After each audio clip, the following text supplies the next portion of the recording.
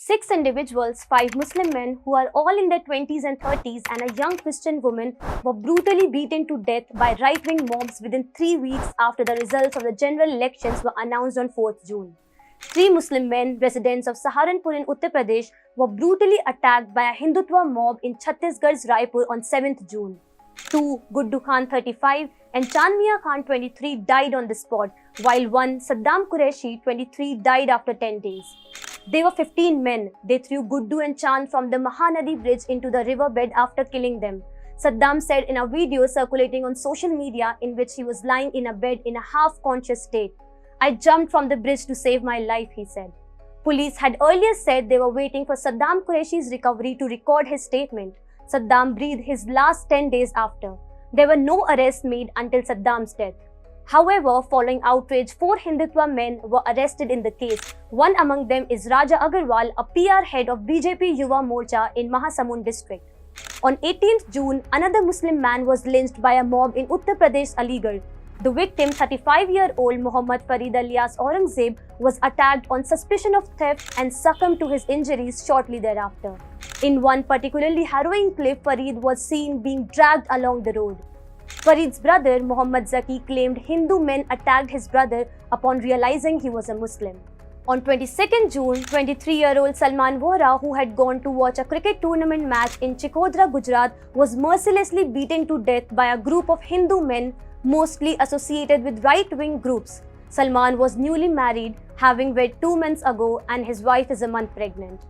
The mob had been heckling Muslim players with Hindutva slogans like Jai Shri Ram as the Muslim players performed well in the tournament.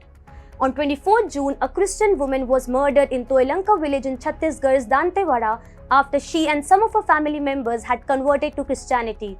The brutal murder was operated and planned by local Hindu men, her relatives alleged.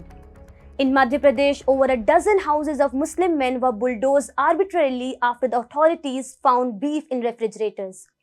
In Delhi, at least 2 mosques were demolished arbitrarily after a Hindutva hate-monger ran a hate campaign against the mosques, calling them illegal. While Maktoob covered this story, our journalists were threatened on social media by this hate-monger named Preet Sirohi. In Himachal Pradesh, a Muslim businessman was harassed and his shop was vandalized by a Hindutva mob after being falsely accused of slaughtering a cow.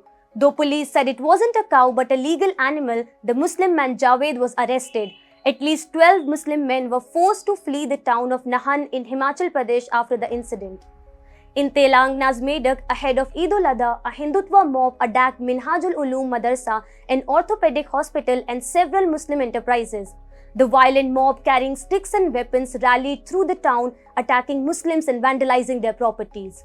Those arrested in connection with this case include BJP District President Gaddam Srinivas, BJP Town President M. Nayan Prasad, and BJYM Bharatiya Janata Yuva Morcha Town President. Many opposition parties and their key leaders were silent on the issue for at least 3 weeks.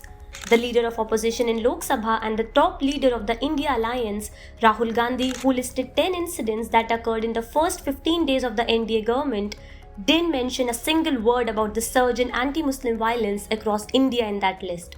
All the lynchings and demolitions occurred days before his most shared post.